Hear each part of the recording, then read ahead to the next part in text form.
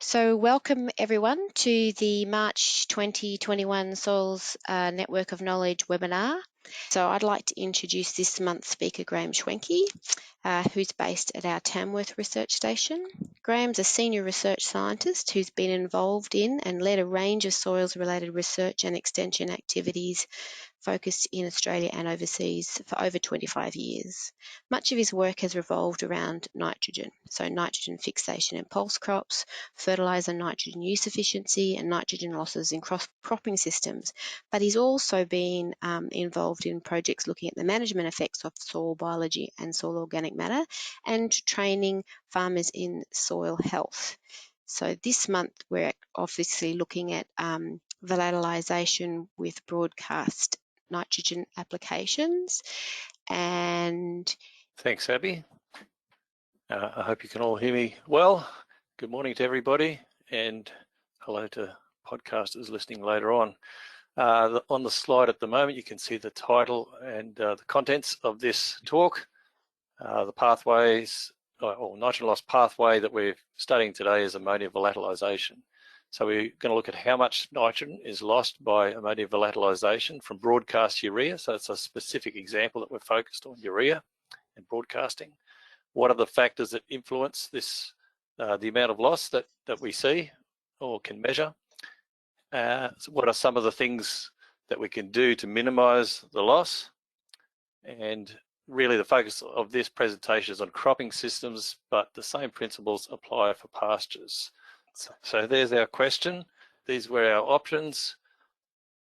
My answer from some of the studies that I've done and all of the work that I reviewed both in Australia and overseas is that the answer is generally between C and F. So somewhere between 0 and 25% is the usual range of volatilisation loss of nitrogen as ammonia.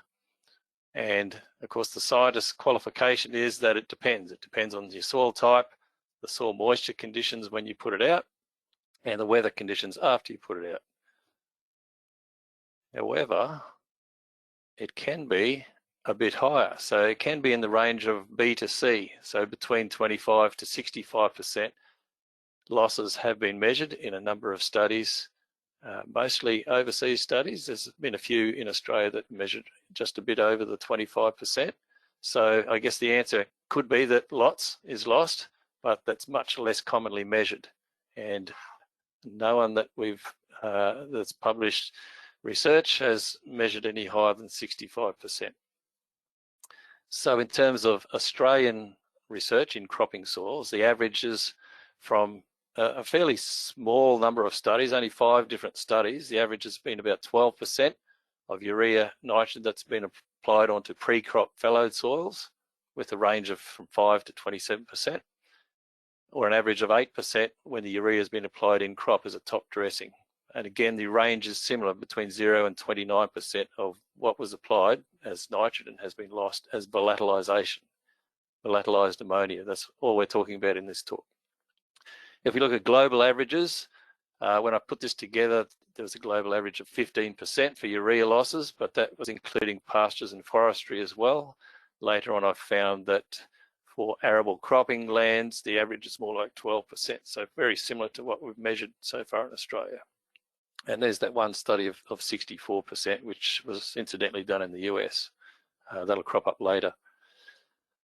So most of this talks about ammonia volatilisation, but I should mention that if you do broadcast urea on a soil that's basically got a full profile of soil water and you get rainfall on it that's of an intensity that exceeds the infiltration capacity of the soil, then you can get loss of that urea simply as runoff from the paddock as well. So that can happen, but that's hopefully not a common occurrence and not really what we're focusing on today. Today we're focusing on ammonia volatilisation, and I need to make the distinction that it's ammonia that volatilises, not urea. So urea first must convert through ammonium to ammonia before it can potentially volatilise.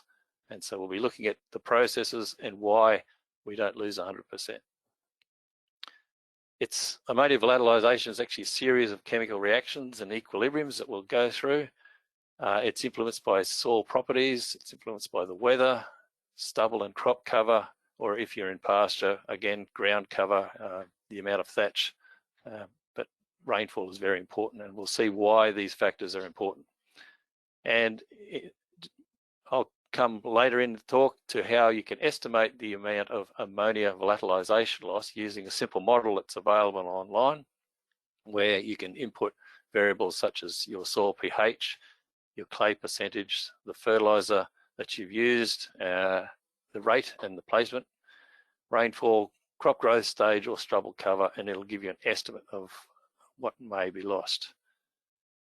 Again, this model was developed and tested against very few examples of measurements of ammonia volatilisation across the grains industry, only 5, and also a few from overseas. So really it needs more validation across the grains industry, so more research needed. So going back to basics a little bit, we'll have a look at part of the nitrogen cycle in the soil and air system. So the basics are that plants take up nitrate and can also take up ammonium ions from the soil for their nutrition. That ammonium comes from either the soil organic matter mineralizing, decomposing plant animal residues, which include nitrogen that's been fixed by legumes, bacteria in bacteria in legumes, rhizobia, but also some ammonium is deposited in dust and rainfall, and some nitrate is deposited in rainfall as well through lightning. But that's our basic, I guess, native system type nitrogen cycle, but in production agriculture, we're usually putting in extra nitrogen to get that production happening, particularly when soils are running low in nitrogen. So we're putting in different forms of nitrogen, which include obviously urea, which we'll focus on here, but also ammonium forms and nitrate forms contribute directly into those soil pools of ammonium and nitrate. But really we're focused on urea here, so we'll go straight into that. And once urea is applied to the soil, it goes through the first process. It has to dissolve. So urea dissolves quite easily. It can dissolve on wet soil, on wet plant surfaces, with dew, with rain, especially relative humidity, if it's high enough, can dissolve the urea just in air. So for example, if the relative humidity is above 72% at a temperature of 35 degrees, the urea will dissolve. So it dissolves quite easily. Once it's dissolved, it can move in the soil a little bit via diffusion. We're talking millimeters to perhaps a few centimeters in the soil through diffusion in a moist soil, but really the best way of moving is through water percolating, and that's why it's always been said that if you can apply urea ahead of rainfall event of at least or around about 15 millimeters of rain within 2 days of spreading, that's your ideal situation, because urea, not a charged molecule, moves easily in the soil. And this is the best way to prevent nitrogen loss via volatilisation, is to get the urea into the soil before it has a chance to become in the ammonium form or the gas form. And this is why fertigation gets a tick, because you can dissolve urea in irrigation water and it goes where the water goes, which is basically filling up a soil profile throughout the soil.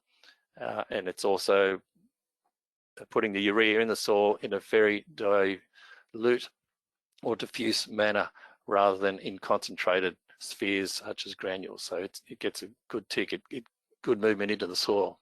And as I said before, if your rainfall intensity is high and urea can't infiltrate, then you're going to get some loss through runoff and erosion. So once your urea has dissolved, the next part of the process is urea hydrolysis, which is hydrolysis is a chemical reaction where a water molecule breaks, in this case, a carbon-nitrogen bond. In the case of urea, this hydrolysis requires an enzyme called urease. There are many ureases that are ubiquitously present in the soil and plant system. They're created by bacteria, all sorts of microbial sources of it, so it tends to be concentrated where microbial activity is concentrated in the soil. So ureases are most active in the top of the soil and relate well to organic carbon contents of the soil. It's not that easy to measure directly. You can measure the effects of it using a lab test, but direct measurement's not simple in terms of wanting to know where it is. Yeah, pretty much where your organic matter and microbial activity is concentrated is where it is. So what happens during hydrolysis is that through this chemical reaction, urea combined with water will take some hydrogen ions from the soil solution, use the urease to catalyze the reaction and produce bicarbonate and ammonium ions. When we say the acidity is taken from the soil solution, we're talking about these H+ ions. So what that does is, if you're taking acidity from the solution, it's becoming more alkaline. So this reaction is basically generating an alkaline pH around the granule of urea, or around the reaction zone of the urea. So we're not only generating ammonium, but we're generating alkalinity because we're taking these hydrogen ions away. And as the bicarbonate decomposes, it also takes another hydrogen ion away. So there's basically 2 hydrogen ions taken from the soil solution as 2 ammonium ions are produced, up to a pH of around about 8.2, where the bicarbonate doesn't take that hydrogen ion anymore, but instead decomposes to a carbonate ion and liberates a hydrogen ion. So that ratio of 2 to 2, or 1 to 1 if you like, changes a bit. So above a pH of 8.2, the increase in pH that's happening with this reaction slows down. It will still potentially increase, but not at the same rate as it was up to pH 8.2. Now, I should point out that this increase in pH is occurring in the reaction zone. It's not occurring throughout the whole soil. It's occurring around your urea granule. If your urea has been broadcast on the surface and it's sitting there, it's dissolved at the surface, your reaction zone is directly below where it's dissolved in the soil. So you'll get some very high pHs up to 9 and above that can occur in that immediate zone next to the granule. But the further you get away from that, the closer you get back to your original soil pH. And we're talking millimeters here. So it can change from 6 to 9 within sort of 14 millimeters in one study. So there are different ways of presenting this, this equation that you may have seen in other literature, but they effectively come to the same or mean the same thing. So your ammonium is produced, and at the same time, this hydrolysis reaction creates a high pH. So this is happening with the hydrolysis of urea. So just remember that high pH being created, because that becomes important a little bit later in the process. Things that affect the rate of hydrolysis include the rate of urea that you've put out, how you've placed it, the original soil pH, but possibly most importantly, the pH buffering capacity of your soil. That will affect how a buffering capacity is the soil's attempt to resist those changes in pH. So soils that have a lot of clays, and particularly swelling clays, will have a higher pH buffering capacity than those with low clay contents or low organic matter. Both are factors that affect the pH buffering capacity of the soil. So again, a soil that has a low capacity, such as a coarse textured or a sandy or a loamy soil that doesn't have a lot of clay and a low cation exchange capacity, those are soils where the pH is likely to raise more than those with a better buffering capacity. Other factors that can affect the urease activity include the water content of the soil. As we've seen, water is important for the reaction, so we need water. If it's dry, the reaction slows down, and if it's bone dry, the reaction stops altogether. Like most chemical reactions, the warmer the temperature, the faster reaction proceeds. But I guess one of the key factors is also if the volume of soil around the contact where the urea granule is. So if it's sitting on the surface, you've got some volume of soil where it's dissolved, but if you've incorporated it, you've got a lot more volume of soil surrounding that granule. So your rate of hydrolysis can be faster. If you put a lot of nitrogen in a concentrated area, particularly when you're banding a high rate of urea, that can actually inhibit the rate of hydrolysis occurring and slow things down. So it may not occur within a day or a couple of days. It may take a number of days. And similarly, I should have mentioned for temperature, and if you've got very cold conditions, it can increase the hydrolysis time for completion from a couple of days to a week or so. But it will still continue even at cold conditions. So a lot of the lag in application, between application of urea and when we see ammonia volatilizing, is usually a day or two at least after the urea has been applied. A lot of that lag is thought to be due to the time for sufficient contact between the urea and the urease enzyme. So again, that soil volume is very important. Okay, so we've added our urea, it's hydrolyzed, we've got it into the ammonium pool.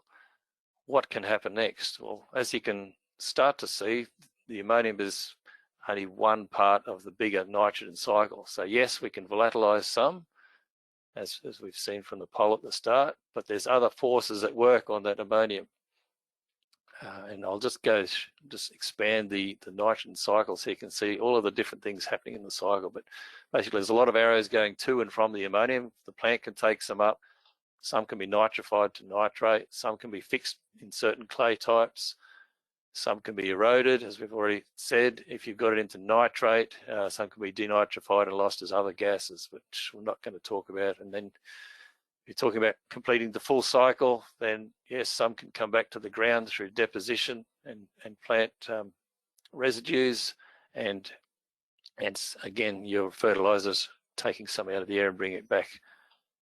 That's the overall cycle, but let's really focus back on the ammonium part of things so we can get to see what's happening in volatilization. So we're going to focus more on the ammonium pathways now. So here we've in the blue, we've hydrolyzed our urea down to ammonium. So that's ammonium in the soil solution. So that can be taken out of the soil solution by reaction on the cation exchange capacity of the soil. So that's your clay, your negatively charged clay surfaces. And as I said a minute ago, some of specific clays can actually fix a bit more permanently, if you like, some of the ammonium within the clay lattices, and it becomes only slowly available. But generally, we're talking here, a lot of it is taken onto the cation exchange capacity. And a lot of work over the years has found that cation exchange capacities in soils that are above 25 to 30 centimoles per kilogram is around about a cutoff level for where you get a dramatic decrease in volatilization, because so much of the ammonium produced is held on that cation exchange surface in the clays.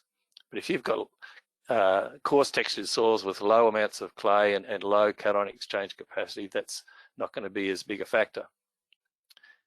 Nitrification, as I said, is converting some of that ammonium through to nitrate, but that's probably not going to be occurring as fast as some of the other processes. Some can be immobilized by the soil microbiota and take ammonium from the solution that way, and some can even be leached in situations of very high concentration, particularly in situations like urine patches and in stock camps and that sort of thing. And the plants are taking up some as well. So you've got a lot of different things happening on the ammonium in solution before we even talk about volatilization. So that's one of the reasons, I guess, why we're not looking at 100% loss. So, okay, let's talk about volatilization now. So we've got some of that ammonium in the solution. What can happen to it?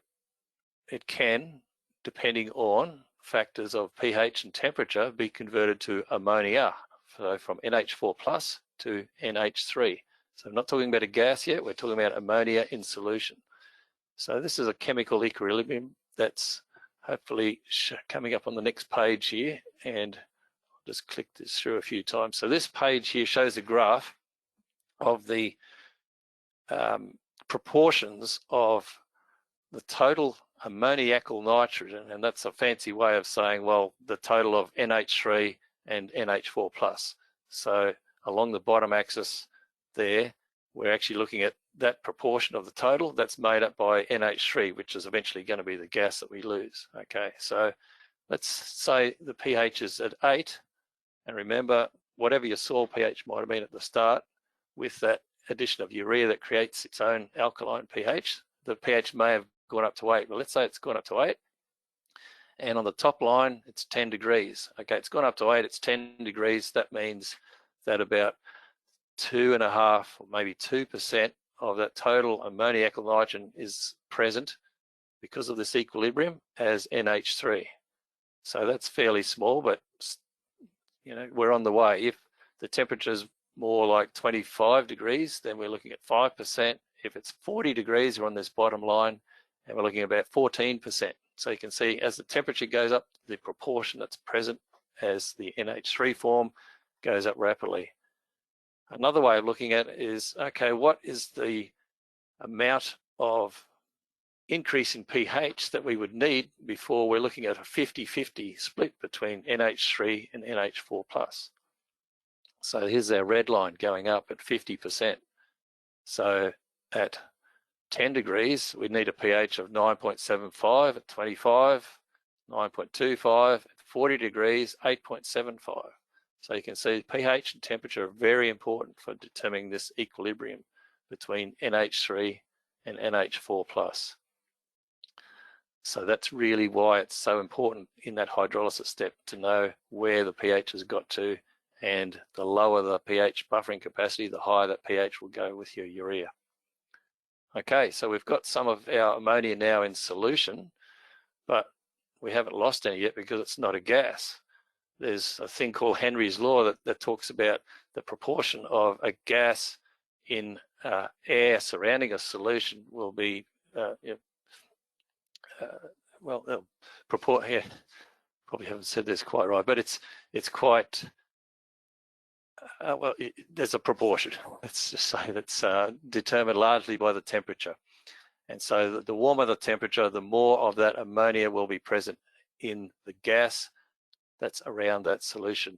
And the gas here, we're talking about soil pores, where air, pores of air in the soil. And of course, that's determined by the water content and the structure of your soil as well. So we've got some of the ammonia now in gas form. Depending on where that has formed in the soil, if it's formed below the surface, it now needs to diffuse up to the surface. If it's formed near the surface, it doesn't have to go very far. So the diffusion can be determined by, again, your soil structure, how deep you've applied it, if you've incorporated it.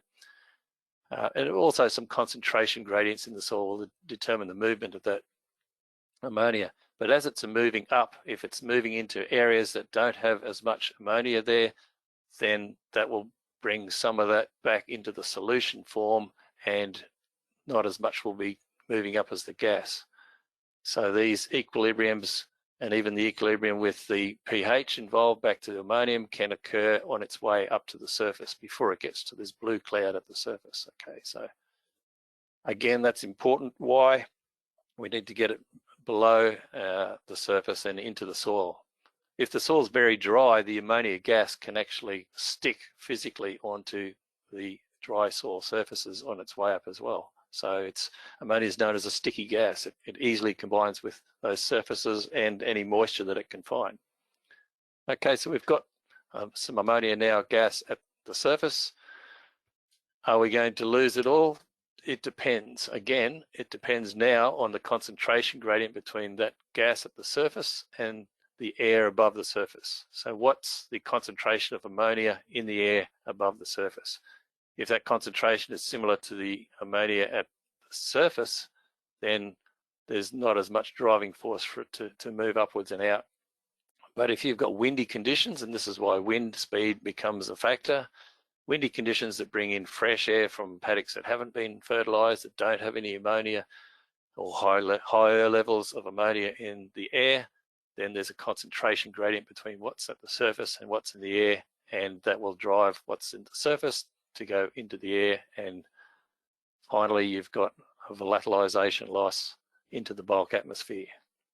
However, having said that, if you've got a crop there, that crop can actually absorb some of the ammonia on its way up and past. If conditions are conducive for that, but otherwise that's when it's lost. That's your volatilisation has occurred.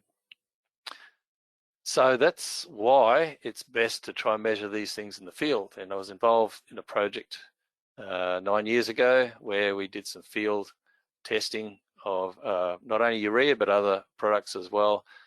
When we do it in the field, we spread, as you can see in the photo here, the nitrogen source in a circle, and we have a mast in the middle where we trap ammonia that's blowing past at different heights. So that means whichever way the wind is blowing, we have the same fetch distance of treated paddock in front of the capture mast.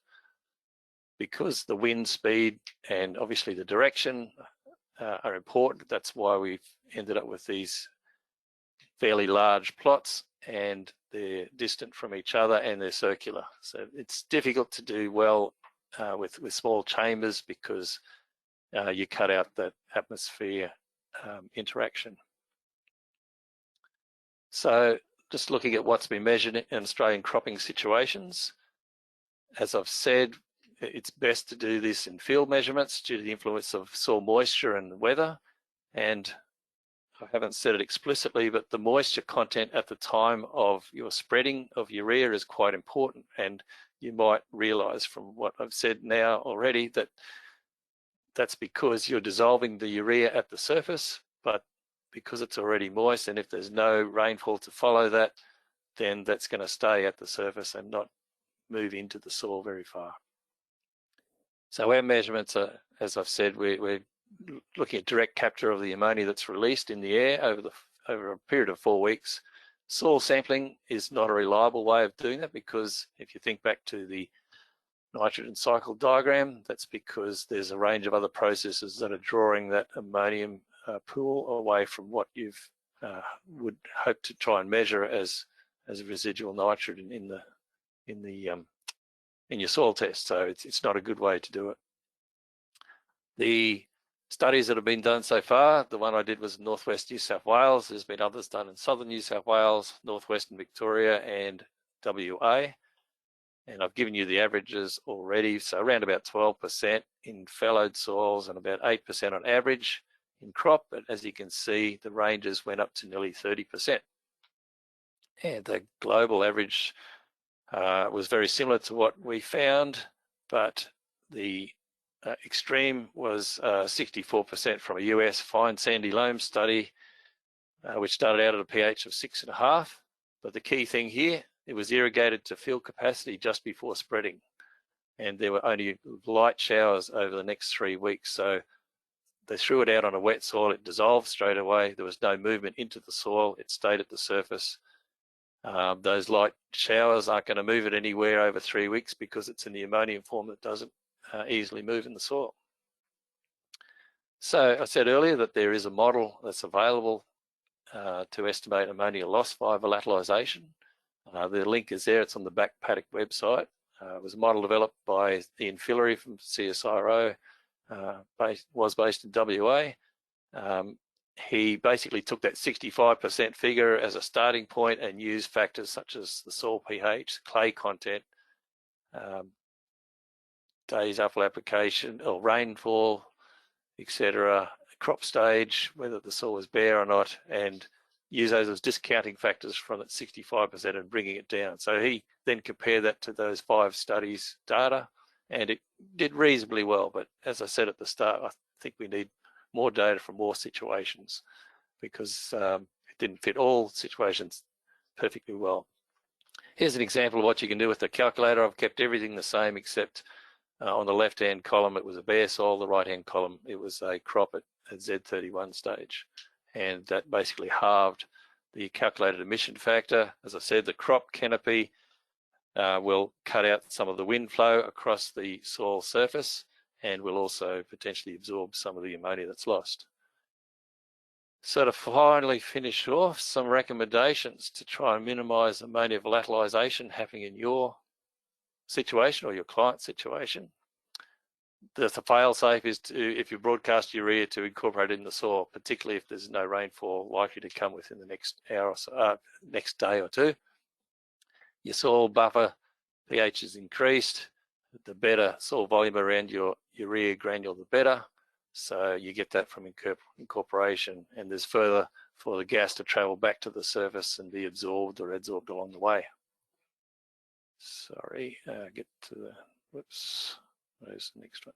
Here we go. Don't broadcast on a wet soil, or particularly if you've got a lot of crop residues. If you've got a lot of crop residues, or indeed a pasture with good ground cover, and you throw out your broadcast urea, it'll sit in the, a lot of it will sit on the thatch or on the cover and not actually contact the soil as it's dissolved, but it will contact your urease enzyme, which is present on plant surfaces and from microbes. So the hydrolysis process will start before it even gets any contact with the soil. If you've got no follow-up rainfall to wash it to the soil, then it's a higher chance of loss then. Avoid broadcasting if you can ahead of very windy weather. That's going to blow across the surface. Perhaps if you've got a crop canopy, it's not as big a deal. Again, some more research there would help answer that a bit better. But as we've seen, the wind removes that ammonia-rich air that's just above the surface and establishes that concentration gradient. And basically, if everything else is, if all things are equal, things are going to happen faster when it's warmer. And your clay soils are generally less risk than sandy loams, especially if it's a cracking or swelling clay or 2-to-1 clay type soil, because they tend to buffer the change. They have a higher cation exchange capacity and are therefore less liable for risk of volatilisation loss. Still can occur though. If you're banding urea in the soil, don't apply it too shallow. There was one study that's listed in the paper that's attached where in Canada, I think, they had some very shallow bands and they actually found more volatilisation than when they broadcast on the surface. And that's because they think it kept the pH high for longer in that particular soil type, in that concentrated zone around the band. So that's prolonged the loss process. And that's it. So thanks everyone for listening, and I think Abby will then open it up for questions. Yes, I'm here, and as I said at the beginning, we now have time for questions. So get your questions into the question option. We have one already to start with, Graeme, from Simon Cant. And he said, so if we have 15 millimetres within 48 hours, what if we get 2.2 to 5 millimetres one day and then 10 to 15 on day 2? What happens in the period in between? I assume he means in between those two rainfall events. Yep, so the first rainfall event will dissolve your urea. Your hydrolysis process will start, but generally should not be complete that quickly. So you've got still time, I guess, before that next rainfall event for some of the urea that has not yet hydrolyzed to be able to be transported, lower into the soil.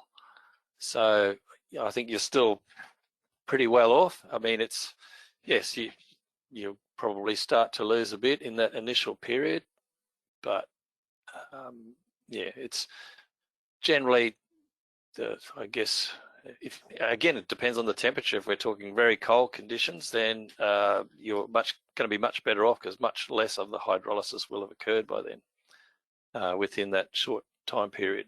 But if it's quite warm, then things operate a lot quicker.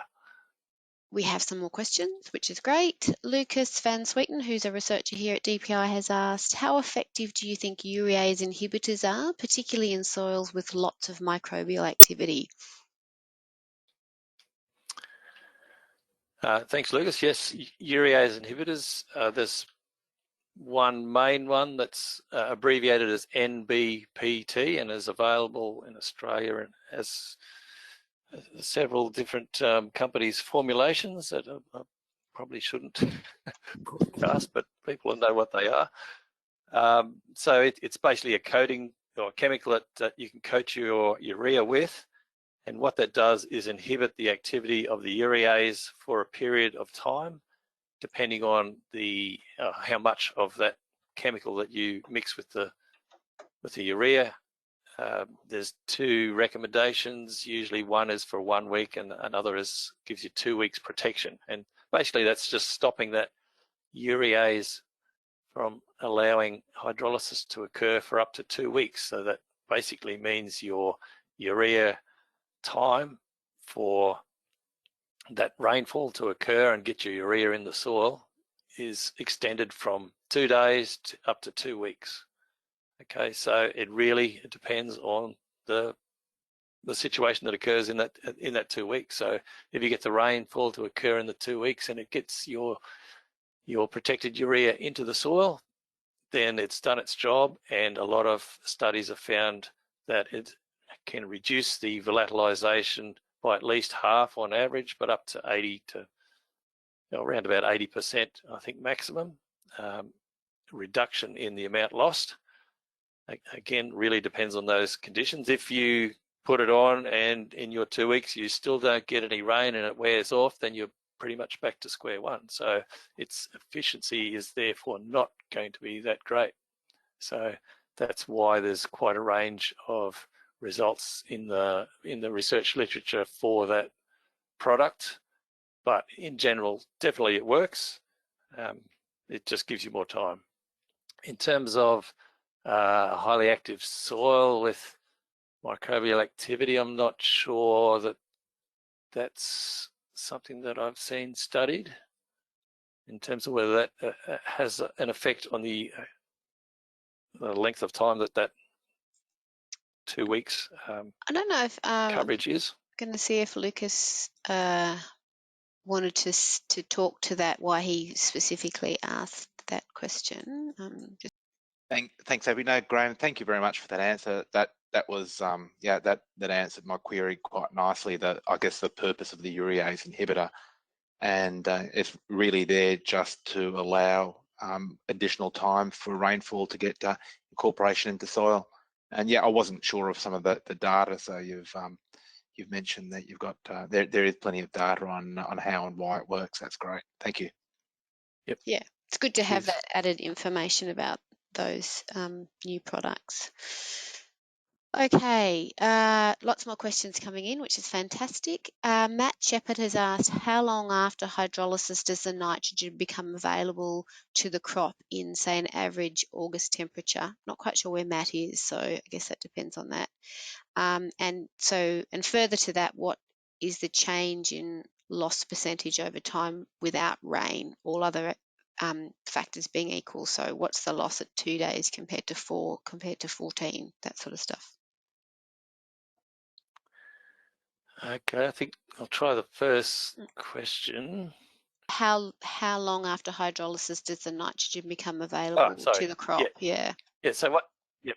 Yeah. So once your nitrogen is hydrolyzed, it has become ammonium, and crops will use ammonium as a nitrogen supply. So I guess pretty much straight away. Crops tend to have different crops have different preferences, I guess. Most crops tend to have a preference for nitrate over ammonium and will take up more of their nitrogen as nitrate in total, but some will be taken up as ammonium. So in terms of how long it takes to get to the nitrate form, again, temperature is a big factor there, but generally you're looking at another week to 2 weeks for a reasonable amount of that ammonium to be present as nitrate. It will, again, really depend on how it's applied. If you've applied it in a concentrated band, that will be extended over a longer period of time. Just purely because when things are in that higher concentration, you can actually inhibit the nitrification step. The microbes involved in the nitrification step a little. Mm-hmm. But yeah, so I think that's answered the first question. Now, remind me what the second question was. The second one was about that loss over time. So I guess like a loss curve. Oh, yeah. Over the days. Yes. So a typical loss curve for ammonia volatilisation is very low to almost nothing in the first day, and then ramping up over the next 2 to 3 days to the peak. So usually by day 3 or so, if we're talking sort of moist conditions, so we're not talking a dry soil where nothing's happening for until it's wet again. If we're talking moist soil and not too cold conditions, we can look at a peak at sort of day 3 or so, and then it's goes up very quickly and then tails fairly slowly. So maybe over the next week or so, it's tailing down. In some cases, it'll be sort of pretty much finished over a week. Some cases, it may take several weeks before it's sort of back to background levels. But generally, yes, there's a big blip fairly early on. But as I said, if conditions are dry, it's quite different, and actually not much at all will occur. We've had instances in our study that we did years ago where there was very low humidity. It was quite dry conditions. We put out the urea, and most of it was still sitting there as undissolved urea a week to 2 weeks later. So obviously no losses happening in that period until it can first dissolve and then hydrolyze and then start the process through to volatilisation. And in that case, it needs some moisture in the environment. That blip will be after that rain. Yes. Yep. Well, if it's only light rain that's enough to dissolve it, but not, or even dew or just high humidity after that long dry period, if it's not enough to get it very far into the soil, yes, then we'll get a blip of volatilisation happening after that. If it's a significant amount of rain, the urea dissolves straight away and moves straight into the soil, then you'll see very low to negligible amounts of volatilisation occurring. Okay, so great. Even though it's sat there for a couple of weeks.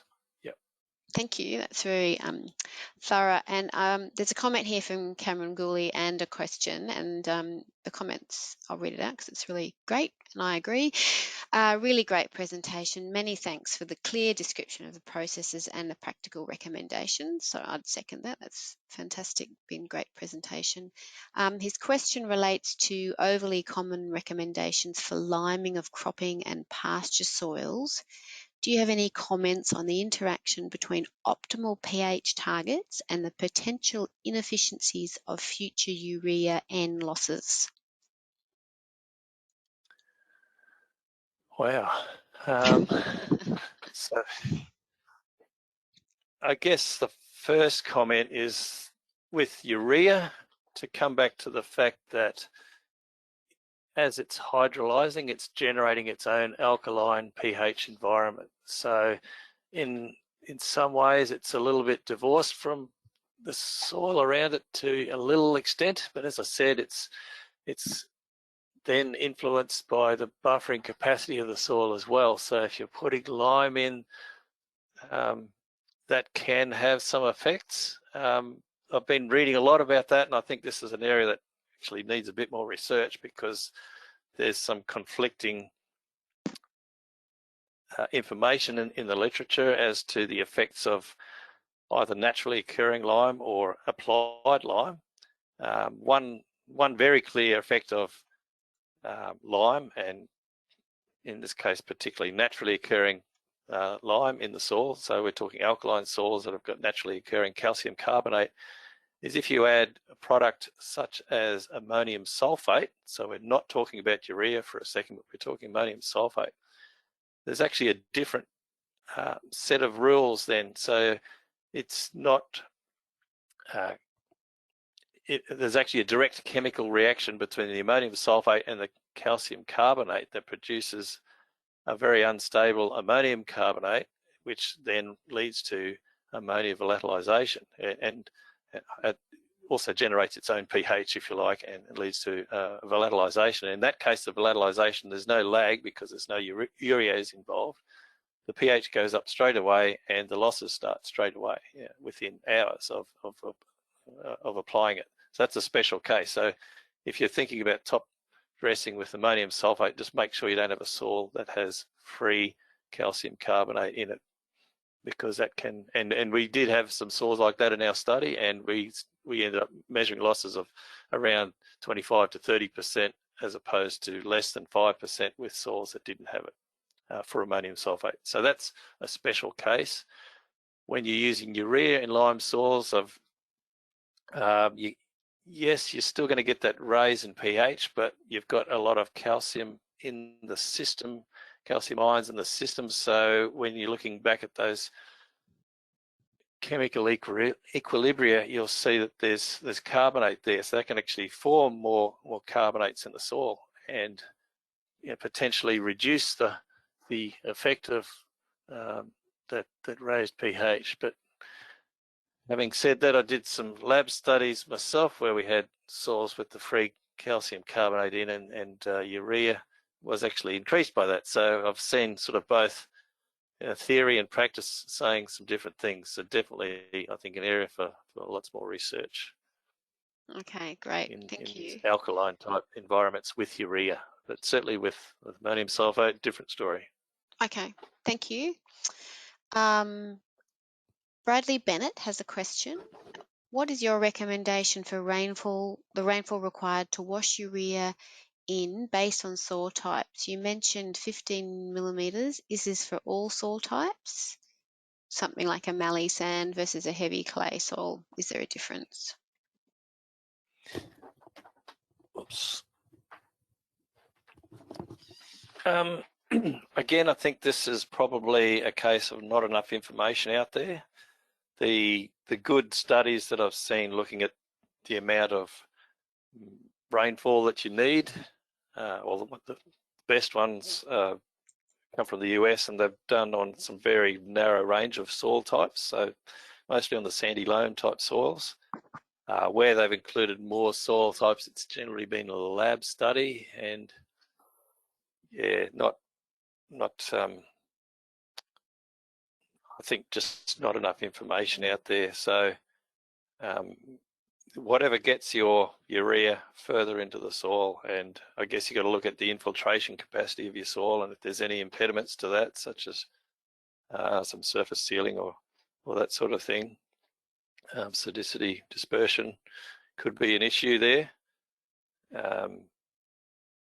But yeah, if you've got a cracking soil, obviously it's going to run into the soil better if you've got cracks than if it doesn't, or really depending on the structure of your soil as well as just the soil type. So yeah, there's a number of factors, and I think a bit more work would be needed. But generally that 15 mils has been shown in a number of studies. But yeah, perhaps just not on enough soil types. Yeah, okay, thank you. Glenn Reithmuller has asked if you're banding N on a disc between rows, does the higher concentration lead to more or less loss than broadcast? You sort of touched on this earlier, but did you want to expand on that? The study that I mentioned in the talk was a Canadian study where they were looking at banding depth, and I don't have the study in front of me, so I can't recall what rate of nitrogen that they used. As I said before, the rate of nitrogen is a key factor there as well. So if you've got a fairly high rate and you're banding it very shallow, then you're prolonging that reaction, that high pH zone around the band. And if that's very close to the surface, then the soil above it, it'll be easily saturated with ammonia as it's moving up towards the surface. There'll be less capacity for more ammonia coming later on to be absorbed on its way out. So the key thing from that study, and I'm not even sure if I've written down what type of soil it was in their study, but again, no, I haven't put down what it was, but yeah, the key thing was just not to put it too close to the surface. Okay. Yep. I would say it was more than likely not a heavy soil, more than likely a loamy soil. Okay, thank you. If you want to follow up that reference, Glenn, just get in contact with me and I can follow it up with Graeme. There's a question here from Daniel Skerman who says it's becoming more common for growers here in South Queensland to spread their entire fertiliser requirement in the fallow pre-crop i.e. pre-summer crop. It worries me that the range of losses can still be up to 27%, which to me seems an expensive risk to run. Am I worrying about my potential losses too much, as the loss risks are quite low? Good practical question. Yeah, so that's ahead of, sorry, was that ahead of a winter crop or ahead of a summer crop? I Summer think you crop. said summer crop, Pre-summer wasn't it? crop, yeah. So they're spreading in winter when the conditions are cooler and cold, potentially. Mm-hmm. As long as you're getting some rainfall to get that into the soil, then your hopefully losses should be reasonably low, but there is the potential for them to be not so low if they're just left at the surface. And this is, again, an area that hasn't had any actual field measurements done at, I guess the closest would be the ones that we did in northern New South Wales. Mm. And the higher end of the losses that we measured were for some broadcasting that we did late in, which would probably be similar to what they're talking about, so late in winter or even spring, so potentially ahead of a summer crop. So yeah, the losses could be high. Really depends on your weather conditions at the time of spreading, and obviously what happens afterwards. Okay, thank you. And in terms of how big a risk that is, that's one of the questions, isn't it? So what risk is are people prepared to take? How much loss is it before it becomes a serious thing and they need to think about doing it differently? That's right, which is one of the questions a bit towards the end of our survey. So just to remind everyone to do that once you've finished here. And there's a final question here from another one from Matt Shepherd, which is a bit different, but he says roughly how much nitrogen is supplied in the average thunderstorm with lightning, say over 2 hours, accompanied by 30 millimetres of rain. Got that in the top of your head, Graeme? No, I don't. But I do have a figure somewhere in the back of my mind. I'm not sure if I should, how far at the back it is, but I think it was something to the order of over a year. You might be looking at perhaps 15 kilograms of nitrogen per hectare supplied via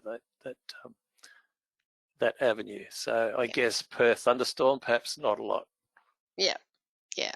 And I don't know where that figure come from. It's right at the back of my mind, probably from university soil science days or a textbook reading from a long time ago. But yes, I'm sure Googling that would help. But I think that the crux of it is that it's not likely to be that high in the scheme of what your crop would need. Yeah. So. Okay. So it doesn't look like there's any more questions.